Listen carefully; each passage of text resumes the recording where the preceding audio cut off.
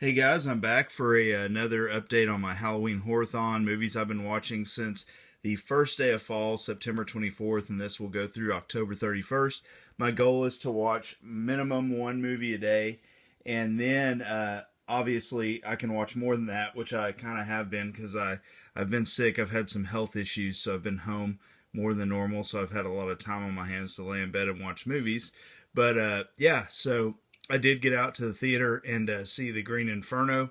So I pulled it up on my iPad, obviously, because I don't have a DVD of this, but I actually really liked this movie a lot. I didn't know what to expect or what I would think of it, but I really liked it. I thought it was a good time. You know, it wasn't near as shocking as I thought it was going to be. Like, I didn't find it to be over the top or crazy. I mean, to me, Cannibal Ferox and Cannibal Holocaust were way more shocking than this movie, but nonetheless, I still liked it. I enjoyed the actors in it. I liked the characters, the direction, the way it looked. I liked the soundtrack. So, yeah, I really liked Green Inferno. I thought it was good stuff. So, very good.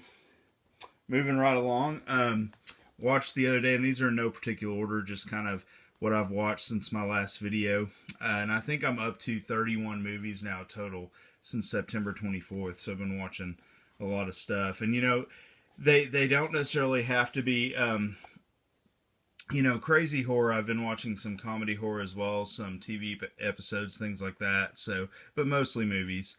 And I actually watched The Mummy. This is one, and I had watched the original Mummy. You probably saw in an earlier video from 1932, but this is the Christopher Lee one, the Hammer Horror Films one. And open this up. I really like this edition. Yeah, so you can see there, you get to see the thing I thought that the 32 version was lacking was not getting to see the mummy and the bandages and everything, which, let's face it, that's why we love the Mummy. And this one, you get to see that because he's in bandages the whole time. So, but awesome cast, Peter Cushing, Christopher Lee, great stuff. I love the flashback scene. Just really like this movie. It's a lot of fun. You know, I have a 5-year-old son. I'm very careful about what I show him, and he wandered in while I was watching this. Didn't scare him a bit. He actually loved it. So anyway, yeah, great movie. Really enjoyed watching that one. Need to finish the other films on this as well. Next up, had to watch the original Ghostbusters. Plan on watching Ghostbusters 2 as well, but got the original Ghostbusters watched on Blu-ray. I hadn't actually ever watched it on Blu-ray. I still have, which I'll show you guys real quick. Excuse the shaky camera. I really like this edition I've had for a long time. Right there, that has Ghostbusters 1, 2. Comes with a really neat little booklet. There's my Domo Stay Puffed. So, but yeah, so had to watch Ghostbusters. Still love Ghostbusters. Still makes me laugh. Just great movie. Looks good on Blu-ray as well. So enjoyed watching that one. So this is a great addition too. You can get for really inexpensive if you don't have it. One of the favorite things I watched over the past few days was We Are Still Here. I loved this movie. I thought it was so much fun. I loved the way the ghosts looked in it. Like you can kind of see there, the charcoal kind of ghost, you know. But yeah, the end really surprised me, which I won't spoil it if you haven't seen it. So it has kind of a twist ending, and just a great movie. Lots of atmosphere, short run time. It was only like 80-something minutes, so which felt just right. But this was good. It reminded me of the Ty West stuff, you know, like House of the Devil and The Innkeepers. So had that same kind of feel. But really liked this movie. I highly recommend it if you haven't seen it. Love that cover art too. I didn't get the Blu-ray because this one was just way cheaper. So, next up, I showed this off in a video the other day. Watched Bram Stoker's Dracula. I absolutely love this movie. I remembered how much I loved it as I was watching it. I mean, it's just so much atmosphere. Just so cool. I love the way it's filmed. Yeah, I just love everything about this movie. I think it's a lot of fun. I love Van Helsing in it. He's so awesome. Just really, you know, kind of... he's very eccentric and makes me laugh. But anyway, so yeah, Bram Stoker's Dracula. Next up, another movie that really surprised me, In Their Skin. It's about a family, which you can see there, if you turn it over, that family who really wants to be this family. This family loses a daughter. They move out. kind of out in the middle of nowhere, vacation type home. And this other family just shows up and they want to be this family. And, you know, there's a lot of intense movies out there, but this movie was claustrophobically intense. There were scenes that were so uncomfortable and so intense. It was just, but I really loved it. I recommend it if you haven't seen this. You know, it's hit or miss with these IFC films, but this one was definitely awesome. And I'm a big Selma Blair fan. But all the actors in this did a great job, and I really, really liked this movie a lot. So. Next up, another first-time watch for me, 13 Game of Death. It's an Asian film.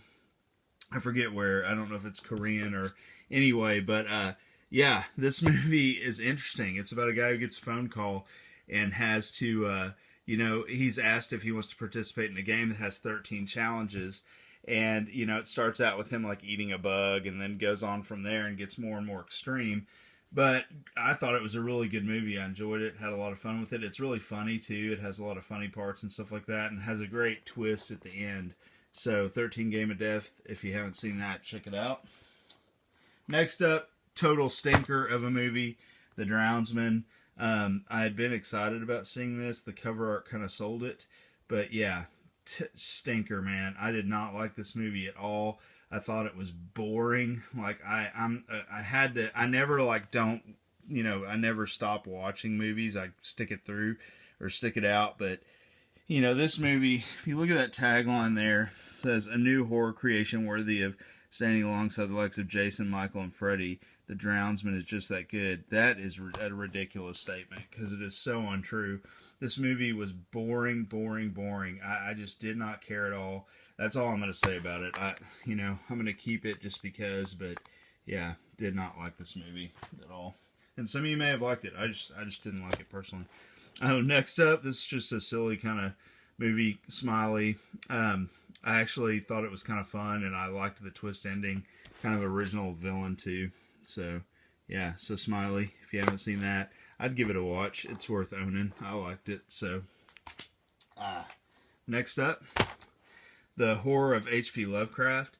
I'm a big Wild Eye Releasing fan, so you can see there, which it says Raw, but there it is, Wild Eye. I like a lot of their movies. They're a lot of fun. This was an anthology film that was H.P. Lovecraft themed. To be honest, there wasn't a lot for me here. And it's not that it was low budget and stuff like that. I don't mind that at all. I like shot on video stuff, but this one just was kind of boring. And I didn't get a real Lovecraft feel from it. There was a couple standout shorts in it, like Bug Boy and another one, but overall, I just didn't really care about this movie. So, but, I mean, I'd give it, check it out, give it a chance. You might like it, but yeah, it just wasn't for me, but some of the shorts were good. There's 9 shorts, and I'm a big anthology film fan. I was just kind of disappointed in that one. And lastly, on this one, I watched Final Girl, which, not to be confused with Final Girls, but Final Girl had Abigail Breslin, who's all grown up, and Wes Bentley, who I really like. This movie left me wanting a lot. I thought that they could have done so much more with it. The story was pretty cool. It's that Most Dangerous Game kind of scenario with these guys who hunt girls in the woods, and tables are kind of turned on them through a chain of events. And anyway, Abigail Breslin did a really good job. The actors did a good job, but I just was kind of bored with it at times, you know, and I thought it could have been way different. And this is going to sound terrible, but it needed so much more gore in it. Like, it had an R rating, but it just didn't. I was just like, why is this rated R? I mean, kind of feeling to it. So, but yeah, Final Girl, I mean, it wasn't terrible, but it wasn't great either. So anyway, guys, that's what I've been watching. So I hope you enjoyed this video. If you did, give it a thumbs up. If you've seen any of these movies, let me know what you think. And look forward to watching some more horror films and making another video. Everybody have a great weekend.